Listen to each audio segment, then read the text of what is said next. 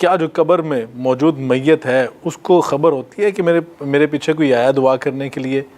دیکھیں ایک تو یہ حدیث جو میں نے سنن ابن ماجہ کی بتائی کہ اللہ تعالیٰ اسے خبر دیتا ہے کہ تیرے بیٹے نے استغفار کی تو یہ تیرا مرتبہ بلند ہوا. یہ حدیث سنن ابن ماجہ کی خود ثبوت ہے اس بات کا کہ اسے ڈائریکٹلی نہیں پتہ چلتا, اللہ تعالیٰ بتاتا ہے. ہم مردوں کو خطاب کرتے ہیں السلام علیکم اہل الدیار من المؤمنین والمسلمین وإنا انشاءاللہ بکم للاحقون نسأل اللہ لنا ولکم العافیہ. یہ دعا صحیح مسلم میں رپورٹ ہوئی ہے. اہل ایمان کے لیے قبرستان جا کے دعا کرنا یہ اہل ایمان کا حق ہے کہ مسلمان اپنے فوت شدگان کے لیے ربنا اغفر لنا ولاخواننا الذین سبقونا بالایمان, اہل ایمان کی نشانی ہے کہ وہ اپنے مردوں کے لیے دعا کرتے ہیں جو پہلے ایمان کی حالت میں جا چکے, وہ آپ نے کرنی ہے. لیکن جو ہم یہ سلام کرتے ہیں یہ سلام کا ان تک پہنچنا یہ برزخی موڈ ہے.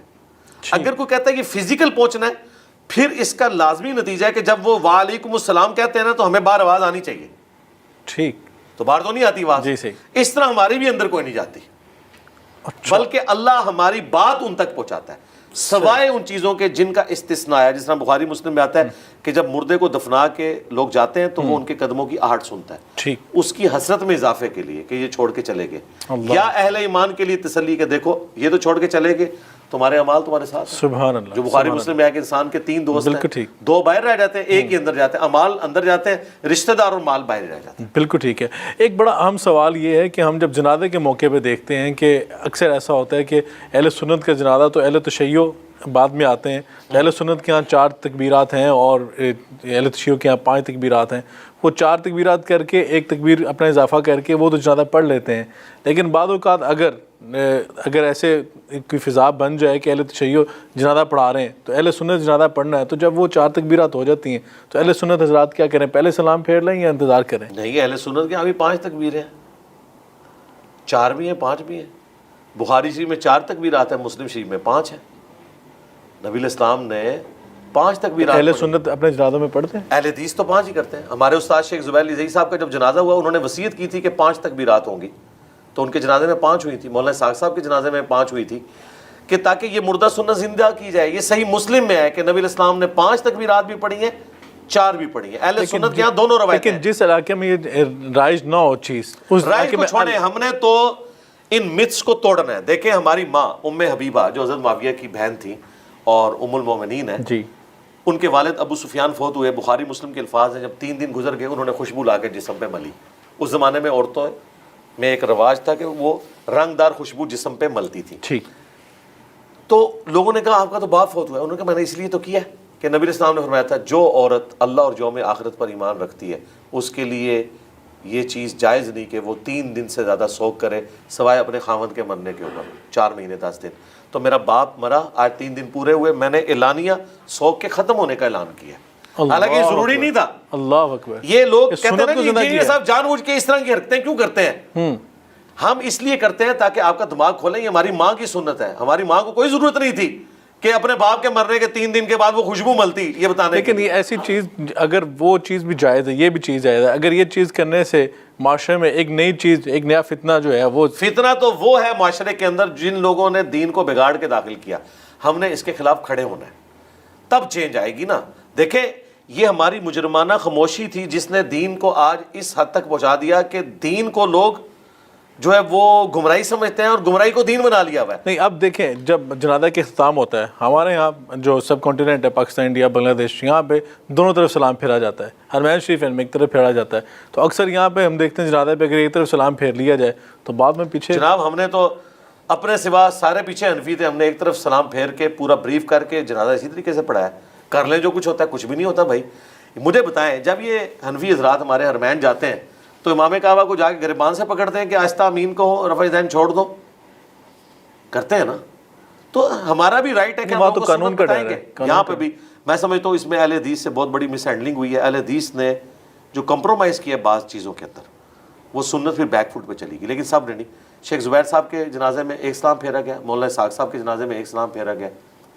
ہمارے یہاں پہ ایک استاد غلام مصطفیٰ ظہیر صاحب جو شاگرد بھی شیخ زبیر صاحب کے, انہوں نے اپنے والد صاحب کا جنازہ رشتہ داروں کا پڑھایا, انہوں نے ایک طرف سلام پھیرا. اہل حدیث عالم ہے, حالانکہ اہل حدیث بھی 2 طرف پھیرتے ہیں. پوچھے وہ کہتے ہیں ہاں ایک طرف ہے لیکن ذرا معاشرہ ہے. معاشرے کو چھوڑیں, معاشرہ, اسلام تو خود معاشرے سے ٹکرانے آیا ہے, اور پھر مسلمان اس کے ساتھ. کل کو تو آپ یہ کہیں گے کہ معاشرے کی مت یہ ہے کہ آپ نے شادی شدہ جوڑے کو فلاں دربار کے اوپر لے کے جانا ہے, ہم کہیں گے بھائی نہ, یہ کام نہ کرو. ٹھیک, بھائی اسلام کیا کہہ رہا ہے, ہم نے اس کو دیکھنا ہے. بالکل ٹھیک. تو اس طرح کی چیزیں, ہاں اس میں آپ کے ساتھ ایگری کرتا ہوں, جہاں پہ دو رائے موجود ہوں وہاں پہ آپ ایک رائے کو اڈاپٹ کریں, لیکن سنت کو قتل کر کے نہیں. ٹھیک ہے, جس طرح عائشہ سے کہا نبی الاسلام نے بخاری مسلم میں کہ اگر تیری قوم نئی نئی جالی سے نہ بھری ہوتی تو میں حتیم کو کعبے میں داخل کر دیتا. ٹھیک ہے جی, نبی الاسلام نے حتیم کو باہر رہنے دیا, لیکن وہ باہر اس طرح کا نہیں ہوا, چھوٹی دیوار تو ہے نا, بالکل نشانی تو نشانی تو موجود ہے. اس طرح کا کمپرومائز تو ٹھیک ہے, لیکن لازم نہیں پکڑنا چاہیے, کبھی کبھی کر لینا چاہیے. ہاں, لیکن اس طرح کا کمپرومائز کرنا جس میں سنت چھوٹ جائے. مثلا ایک بندہ کہتا ہے میں نے رفع الیدین سے نماز نہیں پڑھنی کیونکہ میرے پیچھے سارے وہ ہیں جو رفع الیدین نہیں کرتے ہیں. بھائی آپ کیوں سنت چھوڑتے ہو؟ آپ کو تو سنت کے لیے کھڑے ہونا ہے. ٹھیک, اور آپ کو سچائی کے لیے کھڑے ہونا ہے, کسی کو تو رول ماڈل کے طور پہ کھڑا ہونا ہے نا. بالکل ٹھیک ہے. یہ بتائیں کہ جب جنازہ ہم پڑھتے ہیں تو نبی پاک نے فرمایا کہ ایک مسلم کا دوسرے مسلم پر جو حق ہیں ان میں سے آخری حق ہے کہ اس کا جنازہ جو ہے اچھی طرح پڑھا جائے. تو جب ہم لمبی دعائیں پڑھتے ہیں, کیونکہ اس کا آخری حق ہے وہ میت کا ہم جب ادا کرنے ہیں, اس کا حق ہے کہ اس کے لیے دعا کی جائے مغفرت کی, اپنے لیے تمام زندہ اور جو فوت شدگان ان سب کے لیے دعا اس میں ہوتی ہے. تو بعض کے اعتراض ہوتے ہیں اتنا لمبا جنازہ کیوں اتنا لمبا جنازہ کر دیا گیا؟ تو کیا ایک آخری حق ہوتا ہے, ہم وہ بھی دینے کے لیے تیار نہیں ہیں؟ دیکھیں ظلم کی انتہا ہے کہ جنازہ ہوتا ہے آدھے منٹ کا, دعا ہوتی ہے 5 منٹ کی, اور دعا وہ جو جنازے کے بعد جو ثابت ہی کوئی نہیں. تو دعا تو خود جنازے کے بعد کوئی دعا ثابت نہیں. دعا جو ہے وہ ابو داؤد میں آئی ہے کہ مردے کو جب دفنا چکو قبر پہ کھڑے ہو کے قبر کے سوالات کی استقامت کی دعا کرو. جنازہ خود دعا ہے, اس کے بعد کوئی دعا نہیں جو بعد میں ایڈ کر لی لوگوں نے. ایون فرض نماز کے بعد بھی جو دعا اجتماعی کی جاتی ہے ثابت نہیں, سنت اذکار ثابت ہے. جنازہ یہ آدھے منٹ کا پڑھتے ہیں, کہتے ہیں جی مردے کو نا جلدی دفنانا چاہیے. اگر جلدی دفنانا مقصد تھا تو بعد میں 15 منٹ کی دعا کیوں کروا رہے ہو؟ اس کی بجائے یہ دعا کرتے ہیں. مسلم شریف میں وہ ایک صحابی کتنی دردناک حدیث روایت کرتے ہیں, وہ کہتے ہیں ہمارا ایک ساتھی فوت ہوا, نبی الاسلام نے اس کے جنازے کے اوپر دعائیں مانگی, اور ظاہر اونچی آواز میں مانگی. اونچی آواز میں بھی جنازہ ثابت ہے, آہستہ بھی. ٹھیک, یعنی دونوں طریقے سے پڑھا جا سکتا ہے. دونوں طریقے سے سنت ہے. تو اہل حدیث حضرات پڑھتے ہیں ایسے؟ جی اہل حدیث ہی پڑھتے ہیں اونچی آواز سے. نہیں آہستہ بھی پڑھتے ہیں؟ جی آہستہ بھی پڑھ لیتے ہیں, میں نے آہستہ بھی کئی جنازے پڑھے اہل حدیث کے. ٹھیک, آہستہ بھی پڑھ لیتے ہیں. اچھا, اب عرب میں تو آہستہ ہی پڑھا جاتا ہے نا, چونکہ عمومی عمل ہے. اونچی آواز میں بھی ہے, بخاری میں ہے کہ عبداللہ ابن عباس نے بلند آواز سے فاتحہ پڑھی اور کہا میں نے تمہیں بتایا کہ یہ سنت ہے.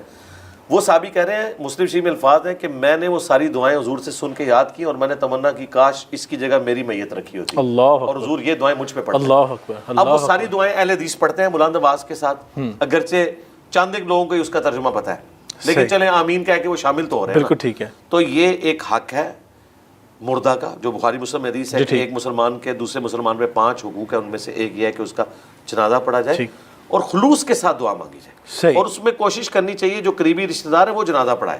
کرائے کے مولوی نہ بلائیں آپ. دیکھیں ایک بیٹے کو جو اپنے باپ کا درد ہوگا, یا ایک باپ کو اپنے بیٹے کا جو درد ہوگا, ایک بیٹے کو اپنی ماں کا جو درد ہوگا, وہ کسی دوسرے کو نہیں ہو سکتا. سب سے پہلا حق اس کے ولی کا ہے کہ وہ خود جنازہ پڑھائے. بالکل ٹھیک ہے. ہم تو اپنے اسٹوڈنٹس کو کہتے ہیں وہ خود جنازہ پڑھاتے ہیں, چھوڑ دیں اس میں داڑھی ہے نہیں ہے, یہ ثانوی چیز ہے, بالکل ٹھیک, کوئی اس سے تعلق نہیں ہے. یعنی کہ جنازہ پڑھانے والا جو ہے اگر وہ بیٹا ہے, اس کی داڑھی ہے نہیں ہے, تو وہ پڑھا سکتا ہے. دیکھیں عام نماز کے لیے بھی قرآن آنا شرط ہے, داڑھی کہاں پہ شرط ہے. 4 شرائط مسلم شریف میں آئی ہیں, قرآن کا علم, سنت کا علم, اس کے بعد ہجرت جس نے پہلی کی ہو یعنی دین میں جو سینئر ہو, اور اس کے بعد ہے عمر میں جو زیادہ ہو, اگر اس میں بھی برابر ہو. ٹھیک ہے. کہیں پہ نہیں آیا کہ اس کی داڑھی کتنی ہو نہیں ہو. سنت کے علم, قرآن کے علم کی بات آئی ہے. اگر آپ اس کو اس طرح ناپنا شروع کر دیں گے تو مجھے بتائیں ایک شخص نے داڑھی نہیں رکھی ہے اور سچ بولتا ہے, وہ زیادہ سنت کے قریب ہے بنسبت اس کے کہ جو داڑھی رکھ کے ممبر پہ جھوٹ بول رہا ہے. پھر تو ہم جمعہ بھی نہ پڑھیں ان کے پیچھے, بھی کمزوریاں سب میں موجود ہیں, ان چیزوں سے باہر نکلیں, جو بھی نماز پڑھائے اس کے پیچھے نماز. یہ بتائیے کہ میت کے فوت ہو جانے کے بعد اکثر رشتہ دار اکٹھے ہوتے ہیں, کوئی ایک دن مخصوص کر لینا کہ اس دن اکٹھے ہو کے سب آئیں اور ایک دوسرے کے ساتھ تعزیت بھی کر لیں, اور ایک دوسرے کے ساتھ بیٹھ کے کوئی وراثت کی تقسیم ہے وہ بھی کر لی جائے. تو کسی دن کو مخصوص کر لینا اور اس دن اکٹھے ہو جانا اور وہاں پہ بیٹھ کے وعظ و نصیحت کر لینا, اس کی گنجائش نہیں ہے؟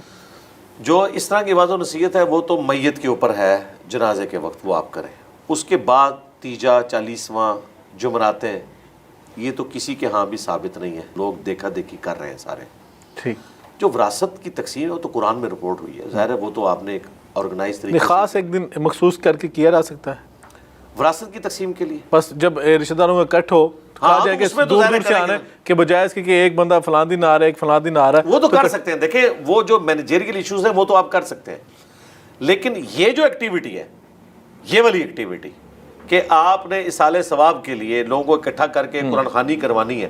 تو نبی اسلام کی 3 بیٹیاں فوت ہوئی ہیں، جوان شادی شدہ، آپ نے اپنے ہاتھوں سے دفنائی ہیں. نہ تو کسی کا مزار بنوایا ہے، نہ کسی کو آرگنائز طریقے سے تیجا 40واں 10واں کیا ہے. یہی تو چیزیں جو دین کے اندر خود سے لوگوں نے داخل کر دی ہوئی ہیں. باقی جو آپ کے مینیجریل ایشوز ہیں وہ تو پھر کورٹ میں بھی معاملات بعض اوقات چلے جاتے ہیں، وکلاء کو بھی بلانا ہوتا ہے، وہ ایک اور چیز ہے.